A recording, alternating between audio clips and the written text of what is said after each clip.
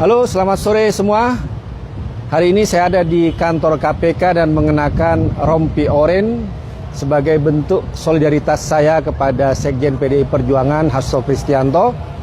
Kalau dulu saya menganggap pakai rompi oranye KPK itu merasa takut, merasa malu, tapi ketika mengetahui apa yang terjadi, kriminalisasi terhadap Sekjen PDI Perjuangan Hasto Kristianto, saya merasa tidak takut dan tidak malu lagi menggunakan rompi oranye yang seperti rompi KPK ini.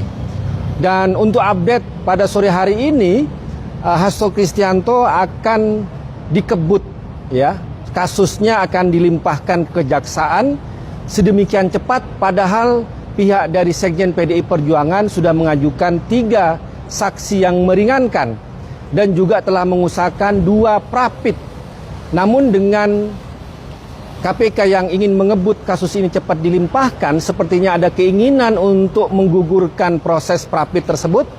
Dan ini sedemikian cepat, kita juga bertanya-tanya kenapa kok ada kebut-kebutan di KPK. Apakah ada pesanan, ada instruksi politik sehingga kasusnya harus dikebut?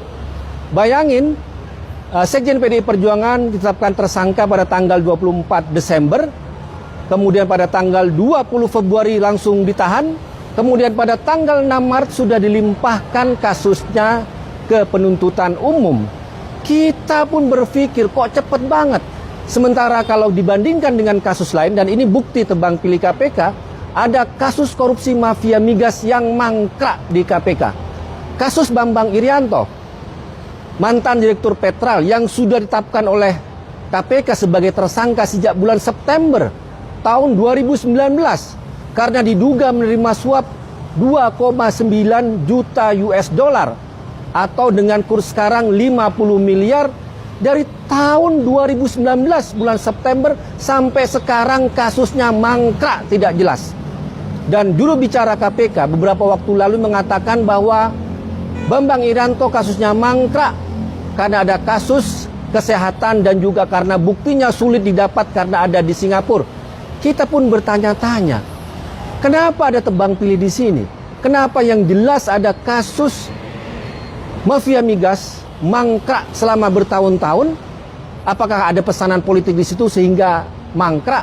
Tapi kasus Hasto Kristianto yang bukan pejabat publik, yang tidak ada kerugian negara di situ, kok malah sedemikian rupa dikebut, dicepat-cepatin, diambil hak-haknya untuk pra-peradilan dan untuk saksi-saksi yang meringankan, dipaksa untuk segera cepat disidang.